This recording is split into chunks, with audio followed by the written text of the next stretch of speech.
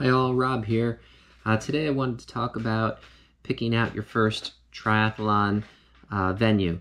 So most people, the first thing they're going to be thinking about is the distance. Do I do a sprint distance, an Olympic distance, a half Ironman distance, a full Ironman distance? And those are important things to figure out when you're thinking about planning, how much time you have to commit to your event and training. And those are very important. But what I wanted to talk about today is how do you pick the right venue? Most people will start out by trying to pick something close to home. So, in terms of expense or having to travel with their bicycle, it'll be easier for them. When I looked in TriFind, which is a website, trifind.com, it's a wonderful directory for multisport racing. And when I typed in Florida, I found 167 events. So there's quite a few. And that's just in Florida. The other websites I'll use sometimes will be Running USA or Active. So there's at least 167 events, varying in distances, at least within the state of Florida. So how do you pick one out? Well, some things to think about besides the actual distance, like I mentioned. Let's just break it down into the three different aspects of triathlon. So for the swim, do you want to have an ocean swim, a lake swim? Do you want to have a swim be in a pool? Is there going to be a rolling start? What a rolling start is instead of everybody going off at one time, is that they'll have you go off in groups. And so typically it'll be self-seeding, meaning you will group up based on how fast you think you can swim. So these are important things to think about when you are choosing your first triathlon or any triathlon in general.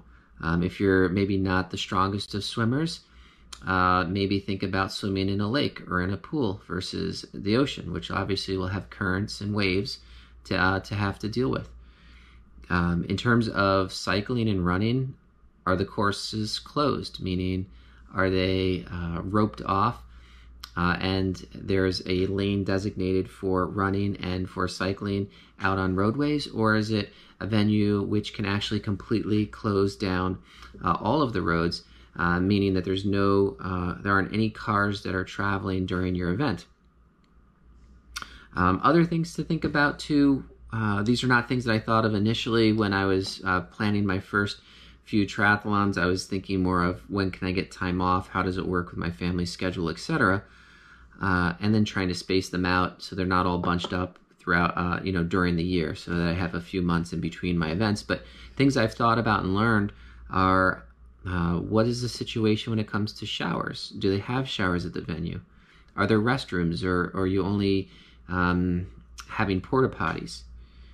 What's the parking situation? How easy is it to park there? Or are you not allowed to park there and you have to maybe park a few miles away, or take a taxi in or an Uber, or have to ride your bicycle with all your equipment to the event?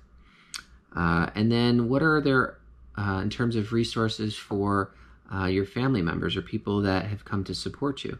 Are there playgrounds for the children? Are there restaurants nearby? If it's by a beach, are family members able to have access to the beach after, say, all the swimmers have left? And what I've found is trying to answer all these questions may be difficult because the race events themselves may not have it listed on their websites. But if you do contact the race directors via email or telephone, they tend to be most accommodating in trying to help answer your questions, because they want you to have a good experience and to share your experience with others and to help grow their events. Another thing to think about too with an event is how many years has it been running? Typically, some events that have been running for many years, you can have more comfort in knowing that it's probably fairly well organized and they've kind of smoothed out the bumps along the way. Is it a local event, or is it a local event that is run by a corporation? So some small events may be clustered and run by even, say, a running company. It doesn't necessarily have to be Ironman or Challenge that may run multiple events, say, in your community. In terms of the actual events, my own personal experience within the state of Florida, I think I've done about 7 or 8 events within Florida.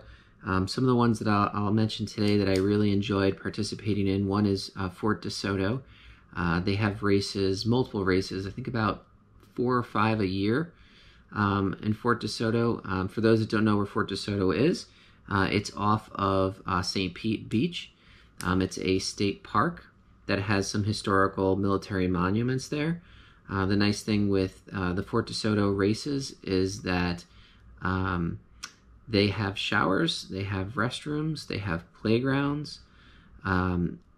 The swim is in the Gulf of Mexico, so although it is an ocean swim, there are pretty much no waves and a pretty gradual start to the swim from the beach, so it doesn't sort of drop off all of a sudden.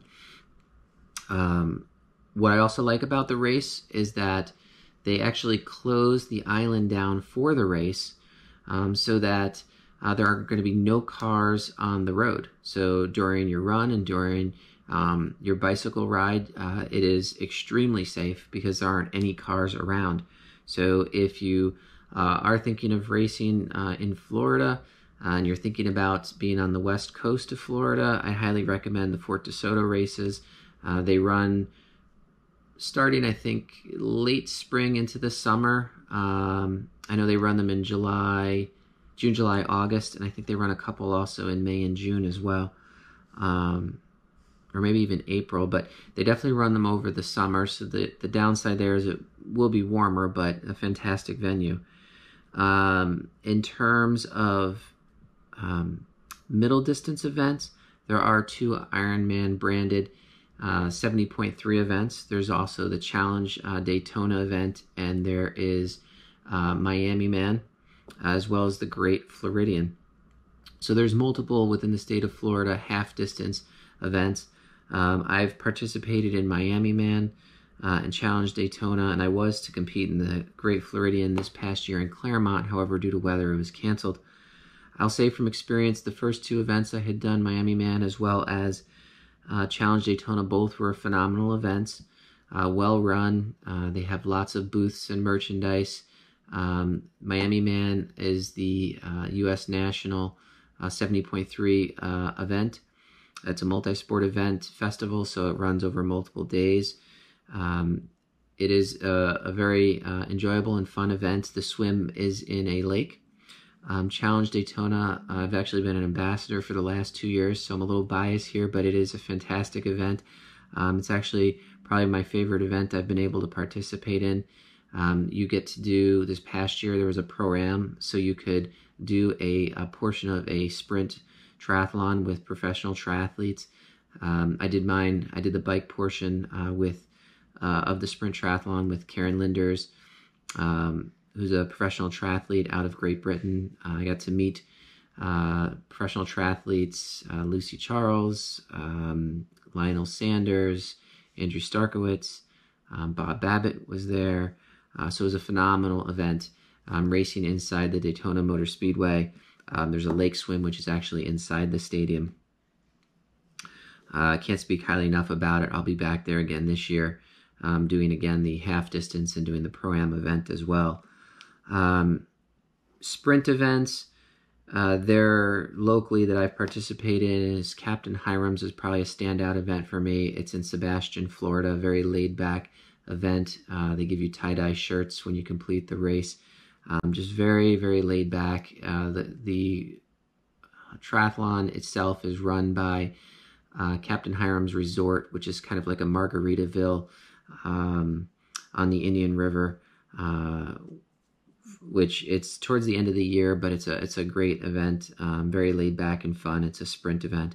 So those are some basic things to think about when you're trying to select your races, besides the obvious ones of distance and time of year, but things to think about if you want to be in an ocean swim or a lake swim or a pool swim, finding out if the roads are closed for courses, which for first-time triathletes, that can sometimes be a little stressful, being on a bicycle sort of in packs with cars sort of, in the next lane over. And then finding out, what are the resources for after the race? Do they provide meals? Are there showers? Are there restrooms? How's the parking? And are there things for spectators to enjoy while they're cheering you on racing? So things to think about. I'll put a link below with all of the search engines that I use to try to find triathlons. Hit me up below in the comments if there's any triathlons in particular that you've enjoyed, and if there's anything in particular that you look at when you're trying to select your next triathlon. I know I can do future videos going more into specifics with some of the races I had highlighted, as well as some of the races that I wouldn't recommend, and races that I'm looking forward to in the future. Take care. Talk to you next week. Bye now.